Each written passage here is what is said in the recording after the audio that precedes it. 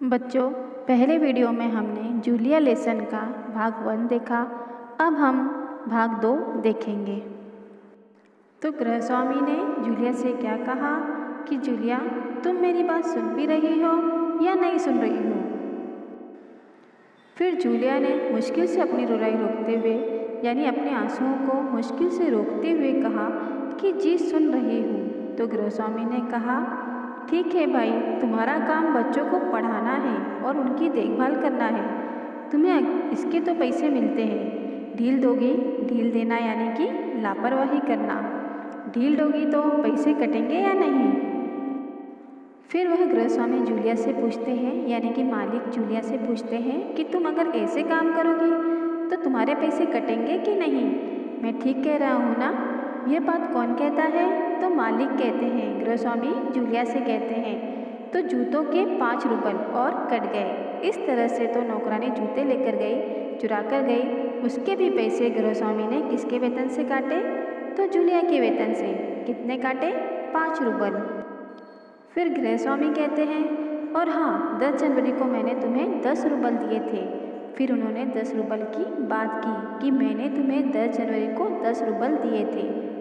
Julia लगभग रोते हुए, अब उसकी आंखों के आंसू रुकने मुश्किल हो रहे थे। उसकी आंखों से आंसू निकलने लगे थे। जी नहीं, आपने कुछ नहीं।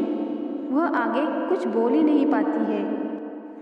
फिर गृहस्वामी कहते हैं, और क्या मैं झूठ बोल रहा हूँ? फिर उन्होंने कहा कि क्या मैं झूठ बोल रहा हूँ? मैं डायरी में हर चीज़ नोट करके लेता हूँ। तुम्हें यकीन ना हो तो दिखाऊँ डायरी?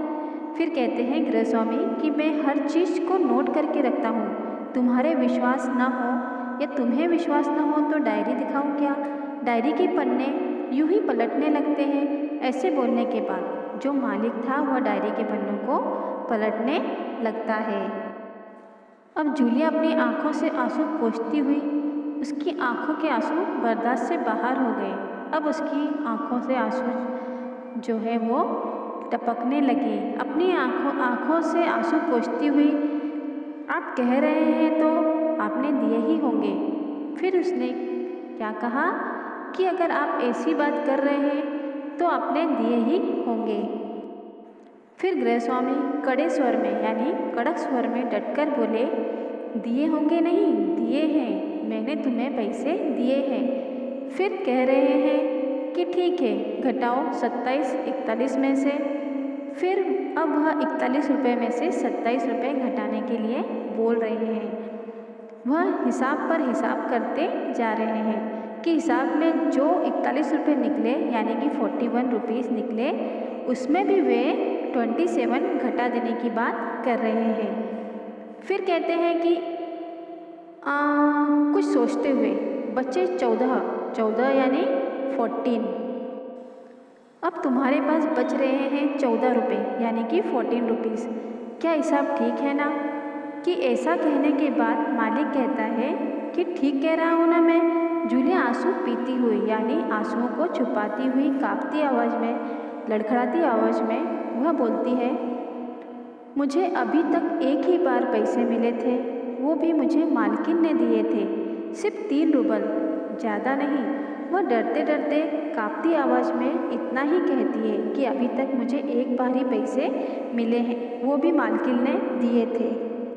फिर गृहस्वामी क्या कहते हैं, जैसे आसमान से गिरा हो।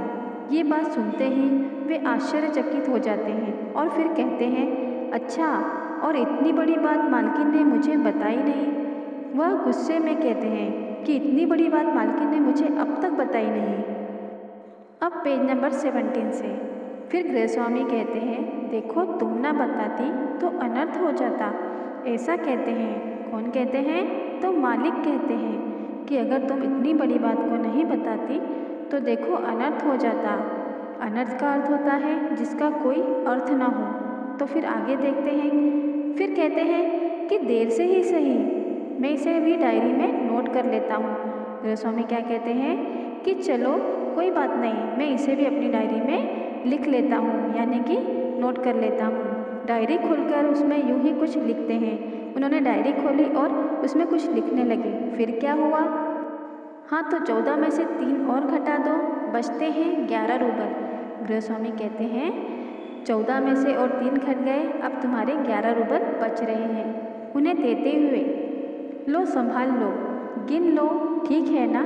ऐसा कहते हुए गृहस्वामी उसे कितना देते हैं? तो 11 रूबल। फिर क्या होता है? जूलिया कांपते हाथों से, देखिए यहाँ पर मन के भाव को बताया गया है कि कैसी उसकी स्थिति होती है। कांपते हाथों से यानी उसके हाथ कांपते रहते हैं, कांपते स्वर से, जी धन्यवाद यानी कि थैंक यू। फिर क्या होता है? गृहस्वामी, अब गृहस्वामी का क्या हाल होता है यह हम देखते हैं। अपना गुस्सा नहीं संभाल पाते हैं, मालिक को बहुत तेज गुस्सा आता है। देखिए यहाँ से हमारी कहानी नए मोड़ पर आ गई, नई दिशा पर आ गई। वो नई दिशा क्या है? तो गृहस्वामी यहाँ पर अपना गुस्सा नहीं संभाल पाते, ऊंचे स्वर में यानी कि तेज आवाज़ में लगभग चिल्लाकर यानी लगभग चिल्लाते हुए वो बोलते हैं। किसे बोलते हैं? तो जूलिया को चिल्लाकर बोलते हैं कि तुम मुझे धन्यवाद दे रही हो, यानी कि वो अपनी आवाज़ को क्लियर नहीं कर पा रहे हैं। तुम मुझे धन्यवाद कह रही हो जूलिया, जबकि तुम अच्छी तरह जानती हो कि मैंने तुम्हें ठग लिया है। अब देखिए हम पिछले पृष्ठ से पहले पढ़ते आ रहे हैं। जहाँ तक हम गृहस्वामी को जाना, हमारे मन में गृहस्वामी के प्रति एक अजीब तरह का उसके प्रति व्यवहार बना हुआ था, लेकिन यहाँ पर अचानक कहानी ने मोड़ लिया, उसके कैरेक्टर ने मोड़ लिया। किसके कैरेक्टर ने मोड़ लिया? तो गृहस्वामी के चरित्र ने।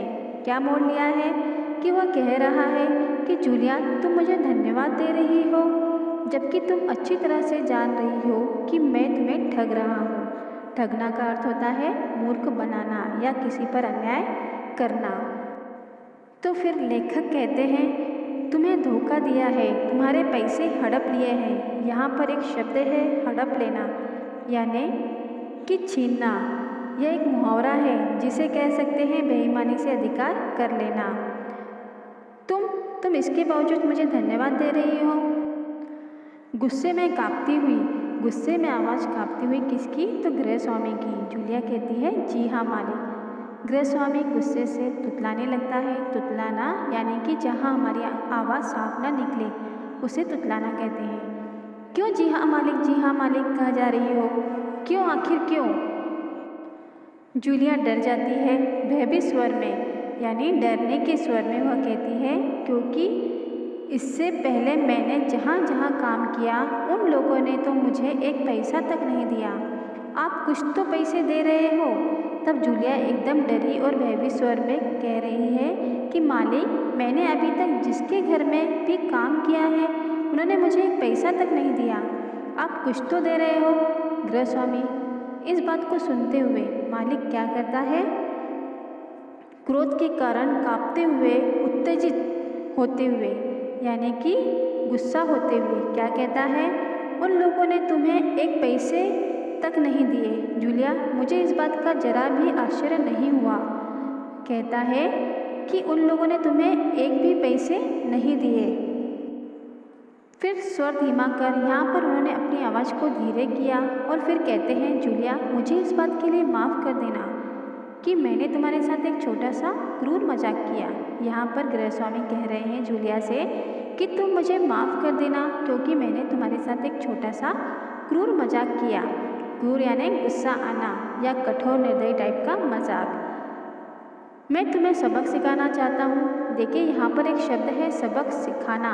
सबक सिखाना किसे कहते हैं? कि दंड देना या फिर कुछ ज्ञान देना, ये भी हम कह सकते हैं। तो यहाँ पर गृहस्वामी कह रहे हैं कि मैं तुम्हारे साथ एक छोटा सा मजाक कर रहा था क्योंकि मैं तुम्हें सबक सिखाना चाहता था कि देखो जूलिया मैं तुम्हारा एक पैसा भी नहीं मारूंगा यानी कि तुम्हारा एक पैसा भी नहीं लूँगा। जेब से पैसे निकालकर उन्होंने अपने जेब से पैसे निकाले और वो ये कह रहे हैं कि ये है तुम्हारे 80 रूबल। 80 रूबल यानी कि हमने पहले ही पेज में देखा था कि जूलिया को जो सैलरी यानी कि जो वेतन फिक्स हुआ था वो महीने का 40 रूबल फिक्स हुआ था। तो 2 महीने के हिसाब से 80 रूबल हो रहे थे, जो कि कुछ कटते कटते गृहस्वामी ने उसको 11 रूबल देने की बात आई थी। तो उन्होंने पूरे के पूरे पैसे दिए और कहा कि जूलिया, ये लो तुम्हारे पूरे पैसे और 80 रूबल मैं अभी तुम्हें इन्हें दूंगा, लेकिन इससे पहले मैं तुमसे कुछ पूछना चाहता हूँ। जूलिया, क्या ये ज़रूरी है कि इंसान भला कहलाने के लिए इतना दब्बू, भीरू और बोधा? देखिए, यहाँ पर कुछ शब्द है, दब्बू यानी कि भोंदू, कमज़ोर भी कह सकते हैं। भीरू, भीरू का मतलब होता है डरपोक, और बोधा, बोधा का मतलब होता है मूर्ख या सुस्त भी कह सकते हैं। तो लेखक कह रहे हैं कि अपने अधिकार के लिए नहीं बोलने वाला इंसान दब्बू कहलाता है, भीरू कहलाता है और बोधा कहलाता है। वह ऐसा बन जाए कि उसके साथ जो अन्याय हो रहा है उसका विरोध न करे, बस खामोश रहे और सारी जातियाँ सहता रहे। नहीं जूलिया नहीं, यहाँ पर मालिक जो है वो दूसरा मुद्दा उठाते हैं। इस तरह खामोश रहने से काम नहीं चलेगा। मालिक कहते हैं कि इस तरह तुम चुपचाप बैठी रही तो अपने हक के लिए कैसे लड़ोगी? अपने को बचाए रखने के लिए तुम्हें इस कठोर, क्रूर, निर्मम और हृदयहीन संसार से लड़ना होगा। हृदयहीन का मतलब होता है करुणाहीन संसार। अपने दांतों और पंजों के साथ लड़ना होगा, पूरी शक्ति के साथ। मत भूलो जूलिया, इस संसार में दब्बू और ऋण रहित लोगों के लिए कोई स्थान नहीं है। तो बच्चों, आज हमने हिंदी लोक भारती कक्षा 9वीं का पाठ क्रमांक 5 जूलिया, इसका भाग 1 और भाग 2 देखा। धन्यवाद।